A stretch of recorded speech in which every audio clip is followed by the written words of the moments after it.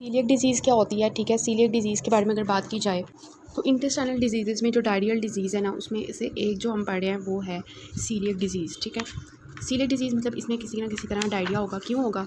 जो लोग गंदम खाते हैं ना, उनके अंदर क्या होता है कि कुछ लोग ऐसे होते हैं जिनको गंदम सूट नहीं करती, ठीक है। वो जब भी गंदम खाते हैं तो उनको जो है ना हाइपर सेंसिटिविटी होती है, ऑटो इम्यूनिटी स्टार्ट हो जाती है उससे, ठीक है। उनको गंदम सूट ही नहीं करती, वो जब भी गंदम खाते हैं उनको डायरिया होता है और इस तरह के सिम्टम्स आना शुरू हो जाते हैं। तो अब हम देखते हैं कि ये डिज़ीज़ होती कैसे है, उनको क्यों गंदम सूट नहीं करती, उनकी बॉडी में ऐसा क्या होता है कि जिसकी वजह से जो है ना ये डिज़ीज़ उनको होती है, ठीक है। अब जो है सीलियक डिजीज़ का दूसरा नाम क्या होता है? ऑटो इम्यून एंटेरोपैथी होती है। ऑटो इम्यून एंटेरोपैथी मतलब कि एंटेरोपैथी मतलब इंटेस्टाइन की कोई पैथी है, मतलब कोई भी डिसऑर्डर है, ठीक है। और वो ऑटो इम्यून है, मतलब उसमें हमारे पास क्या होता है कि ऑटो एंटीबॉडीज़ बन जाती हैं, ठीक है। ऑटो इम्यून मतलब हमारी बॉडी की अपनी ही एंटीबॉडीज़ अपने ही सेल्स को डिस्ट्रॉय करेंगी इसमें, ठीक है। तो इसलिए हम इसको ऑटो इम्यून एंटेरोपैथी कहते हैं। इसका नाम जो है वो सीलियक स्प्रू भी होता है, ग्लूटेन सेंसिटिव जो एंटीरोपैथी भी होता है, ठीक है। सीलियक स्प्रू भी इसको कहते हैं और ग्लूटेन सेंसिटिव एंटीरोपैथी भी हम इसको कहते हैं, ठीक है। ये इम्यून मेडिएटेड एंटीरोपैथी होती है जिसमें क्या होता है injection of gluten containing cereals, ठीक है। जितने भी सीरियल्स हैं, गंदम है, वीट, राय, बार्ले, इन सब के अंदर क्या होता है? ग्लूटेन होता है, ठीक है। ग्लूटेन होता है। तो ग्लूटेन जो है ना, gluten it is the main thing जिसने सारी ऑटो इम्यूनिटी क्रिएट करवा देनी है हमारी बॉडी में, ठीक है। किसके अंदर? हमारे अंदर नहीं। वैसे हम लोग जो है वो ग्लूटेन को डाइजेस्ट कर सकते हैं ईजिली। हम वीट अंदर जाती है या बार्ले अंदर जाता है, राय अंदर जाता है, वो ईजिली डाइजेस्ट हो जाता है, ठीक है। लेकिन कुछ लोग ऐसे होते हैं जिनके बारे में हम पढ़ेंगे पैथोजेनेसिस में कि उनको वो ग्लूटेन सूट नहीं करता, ठीक है, जिसकी वजह से फिर प्रॉब्लम्स आती हैं। तो पैथोजेनेसिस में अगर हम देखें तो देखते हैं क्या होता है इसमें। पैथोजेनेसिस के लिए आपके पास जो डायग्राम गिवन है 15.21, ठीक है, इसको अगर आप देखें ना तो आपको सारी पैथोजेनेसिस क्लियर हो जाएगी, ठीक है। इसमें उन्होंने सबसे पहले क्या दिखाया हुआ है? उन्होंने दिखाया हुआ है कि ये हमारे पास इंटेस्टाइनल जो है ना, एक उन्होंने एपिथेलियम दिखाई हुई है, उसके ऊपर आपको नज़र आ रहे हैं विलाएँ हैं। एपिथेलियम के ऊपर छोटे छोटे माइक्रोविलाएँ हैं, ठीक है। माइक्रोविलाएँ आपको नज़र आ रहे हैं, ठीक है। अब इन माइक्रोविलाए को, इस एपिथेलियम को उन्होंने थोड़ा सा मैग्नीफाई करके दिखाया हुआ है और आपको नज़र आ रही है एपिथेलियम सारी, ठीक है। और एपिथेलियम में आपको जो है सबसे ऊपर नज़र आ रहे हैं पर्पल कलर के ग्लूटेन नज़र आ रहा है। ये हमारे पास निकलता है किसमें से? वीट या राय या बार्ले में से, गंदम में से ये जो है ना ग्लूटेन निकल जाता है। और ग्लूटेन ये वाला जो होता है ये वाटर सॉल्युबल होता है, ठीक है, वाटर सॉल्युबल होता है। तो ये वाटर सॉल्युबल होता है, लेकिन जब इसके अंदर से ग्लाइडिन निकलता है ना, जो आगे निकल रहा है ग्लाइडिन, एक पर्पल कलर का उसके अंदर से निकल गया, ये ग्लाइडिन है, ये वाटर इनसॉल्युबल है, ठीक है। अब क्या होता है, ये जब हमारे पास एपिथेलियम को क्रॉस करके आता है, इन एपिथेलियम के दरम्यान में जंक्शंस होते हैं ना, वो जब टूटते हैं ना तो ये अंदर आता है, ठीक है। अंदर आके इसके ऊपर एक एंजाइम एक्ट कर रहा है, ये ग्रीन कलर का आपको दिखा रहे हैं, इसका नाम है ट्रांसग्लूटामिनेज, ठीक है। ये ट्रांसग्लूटामिनेज क्या करता है? ये इस ग्लाइडिन को कन्वर्ट कर देता है इनटू डीएमाइडेटेड ग्लाइड, मतलब इसके अंदर से माइड ग्रुप निकाल देगा तो ये बन जाएगा ग्लाइडिन। पहले ग्लूटेन ग्लाइडिन में कन्वर्ट हुआ और अब ग्लाइडिन अंदर आके ट्रांसग्लूटामिनेज एंजाइम से क्या बन गया? जो है ग्लाइडिन से डीएमाइडेटेड ग्लाइडिन, ठीक है। उसके बाद ये जो हमारे पास ग्लाइडिन होता है इसको पकड़ लेते हैं हमारे एंटीजन प्रेजेंटिंग सेल्स, और हर किसी के एंटीजन प्रेजेंटिंग सेल्स नहीं पकड़ते। अब ये भी याद रखना है, जिन लोगों को हमारे पास ग्लूटेन हाइपर सेंसिटिविटी होती है उन लोगों को जो है ना, उन लोगों के जो होते हैं एपीसी एंटीजन प्रेजेंटिंग सेल्स, उनके ऊपर रिसेप्टर्स होते हैं ह्यूमन ल्यूकोसाइट एंटीजन के, उनके अंदर जो हमारे पास होती हैं वो होती हैं DQ2 और DQ8 के जो लोग होते हैं, ठीक है। उन लोगों के एंटीजन प्रेजेंटिंग सेल्स इस ग्लाइडिन को, डीएमाइडेटेड ग्लाइडिन को पकड़ लेते हैं और प्रेजेंट कर देते हैं टू द टी सेल्स को प्रेजेंट कर दिया। टी सेल्स ने पकड़ के हमारे पास बी सेल्स को दे दिया, ठीक है, बी सेल्स को एक्टिवेट कर दिया। और बी सेल्स आपको पता है कि ये क्या करते हैं? एंटीबॉडीज़ बनाते हैं। अब यहाँ पे जो एंटीबॉडीज़ बनेंगी वो कौन सी होंगी? एंटी ग्लाइडिन एंटीबॉडीज़ बनेंगी, ठीक है, एंटी एंडोमाइसिन बनेगी और एंटी जो हमारे पास ट्रांसग्लूटामिनेज एंजाइम था उसके अगेंस्ट एंटीबॉडीज़, ठीक है। जो शुरू में हमने ग्लाइडिन देखा था उसके अगेंस्ट, उसके बाद जो ट्रांसग्लूटामिनेज एंजाइम जिसने ग्लाइडिन को डीमाइडेट किया था, माइडिनेटेड किया था, उसके अगेंस्ट, और एंडोमाइसिन जो होते हैं वो स्मूथ मसल्स की, जो मसल्स होते हैं उनके अंदर जो है ना लेयर होती है, उसको कहते हैं, ठीक है। तो ये हो गया। उसके बाद ये हमारे पास जब एंटीबॉडीज़ बनती हैं तो फिर हमारे पास जो है ना क्या होता है, फिर प्रॉब्लम आती है, ठीक है। ऑटो एंटीबॉडीज़ ये बन गई और फिर ये हमारे पास स्टार्ट हो गया। क्या होता है? टी सेल रिसेप्टर जो है इंटरफेरॉन गैमा भी रिलीज़ करता है, ठीक है। इंटरफेरॉन गैमा जो होता है ये क्या करता है? एपिथेलियल सेल्स को देखें स्टिमुलेट कर रहा है। जब एपिथेलियल सेल्स को ये स्टिमुलेट करता है तो एपिथेलियल सेल्स जो हैं वो अपने रिसेप्टर्स जो हैं उनको शो कर देता है, जो कि आपको नज़र आ रहे हैं, कौन से हैं? मीका, ठीक है, मीका रिसेप्टर्स हैं। मीका रिसेप्टर्स आपको नज़र आ रही है येलो कलर के, ये एपिथेलियल सेल्स के ऊपर प्रेजेंट हो जाते हैं। तो उससे क्या होता है? जो हमारे पास लिम्फोसाइट्स, टी लिम्फोसाइट्स आपको नज़र आ रहे हैं इंट्रा एपिथेलियल, जो एपिथेलियम के दरमियान में है, ये उस मीका रिसेप्टर के साथ जो है ना बाइंड कर जाता है, ठीक है। इसके ऊपर टी सेल रिसेप्टर के ऊपर आपको नज़र आ रहा है NKG2D, ठीक है।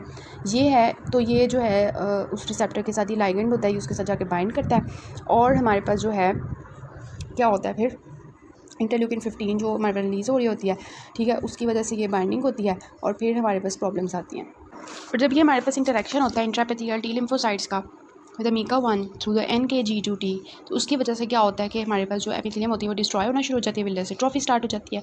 तो ये आपकी डायग्राम याद रखनी है, इससे आपको सारी पैथोजेनेसिस क्लियर हो जाएगी। सबसे पहले क्या हुआ, ग्लाइडिन था वो ग्लूटेन में कन्वर्ट हुआ, ठीक है, ग्लूटेन उसमें से निकली ग्लूटेन जो है उसमें से ग्लाइडिन निकली, ग्लाइडिन जो है वो एपिथेलियम को क्रॉस करके अंदर आई, ठीक है, और फिर वहाँ पर उसने ट्रांसग्लूटामिनेज ने इसको कन्वर्ट कर दिया टू डीमाइडेटेड ग्लाइडिन, ठीक है। फिर जो है इनको पकड़ लिया एंटीजन प्रेजेंटिंग सेल्स ने, जिनके ऊपर DQ2 और DQ8 रिसेप्टर्स थे, उन्होंने इसको दे दिया टी लिम्फोसाइट्स को, टी लिम्फोसाइट्स ने बी लिम्फोसाइट्स को कहा चलो एंटीबॉडीज़ बनाओ, एंटीबॉडीज़ बन गई एंटी ग्लाइडिन, एंटी एंडोमाइसिन, एंटी टिश्यू ट्रांसग्लूटामिनेज, और फिर हमारे पास इसने रिलीज़ किया टी लिम्फोसाइट्स ने इंटरफेरॉन गामा, जिसने एपिथेलियम से क्या निकाला, इंटरल्यूकिन 15, जिसने क्या किया कि एक्सप्रेस कर दिया हमारे पास एपिथेलियम के ऊपर मीका रिसेप्टर्स को। उन्होंने क्या किया, इंट्राएपिथेलियल टी लिम्फोसाइट्स के ऊपर जो रिसेप्टर्स हैं, लाइगेंड है, उसको उसने बाइंड कर दिया मीका 1 मीका रिसेप्टर्स के साथ। लाइगेंड कौन सा था, NK2D, ठीक है, NKG2D। तो ये हमारे पास जब इंटरेक्शन होगा तो उसकी वजह से एपिथेलियम डिस्ट्रॉय होना शुरू हो जाएगी, विलर से ट्रॉफी स्टार्ट हो जाएगी, जो हमें मॉर्फोलॉजी में नज़र आएगी, ठीक है। तो इसकी मॉर्फोलॉजी में जब हम देखेंगे तो हमें क्या नज़र आएगा, तो सबसे पहले मॉर्फोलॉजी में हमें लोकेशन लिखनी होती है। तो लोकेशन में आपने याद रखना है कि सबसे ज़्यादा ये ड्यूडेनम में होता है या प्रॉक्सिमल जजेनम में होता है, ठीक है। सबसे ज़्यादा ये ड्यूडेनम और जजेनम में मिलता है हमें, ठीक है। जो ड्यूडेनम का सेकंड पोर्शन होता है वहाँ पर, और प्रॉक्सिमल जजेनम में सबसे ज़्यादा वहाँ पर जो है ना ये वाली हमें जो है वो मिलती है, ये वाली सारा कुछ, ठीक है। अच्छा, उसके बाद हम देखते हैं इसकी मॉर्फोलॉजी में कि हिस्टोपैथोलॉजी इसकी क्या है। तो 15.22 में इसको हमें जो है डिस्क्राइब किया हुआ है इसकी जो है माइक्रोस्कोपिक अपीयरेंस को। तो यहाँ पर आप देखें क्या हुआ है, ऑब्वियसली सारे एपिथेलियम डिस्ट्रॉय हो जाएगी, विलर से ट्रॉफी हो जाएगी, तो यहाँ पे हमें विलाई लॉस हुए नजर आएंगे, ठीक है। वो सारे मैकेनिज्म की वजह से क्या होता है, इंटेस्टाइनल एपिथेलियम जो है वो सारी लॉस हो जाती है, तो उसकी वजह से विलर से ट्रॉफी हो जाती है जो आपको नज़र आ रही है, ठीक है। तो इसके अलावा हमें क्या नज़र आता है कि ऑब्वियसली वो हमारे पास इन्फ्लेमेशन स्टार्ट हो जाएगी वहाँ पर, तो प्लाज्मा सेल्स हमें नज़र आएंगे कहाँ पर, लेमिना प्रोप्रिया में, ठीक है। इसके अलावा हमें इंट्रा एपिथेलियल जो है ना टी लिम्फोसाइट्स नज़र आएंगे, जो कि हमने पैथोजेनेसिस में देखा था, ठीक है, और वो जो है हमें टी लिम्फोसाइट्स नज़र आएंगे, ठीक है।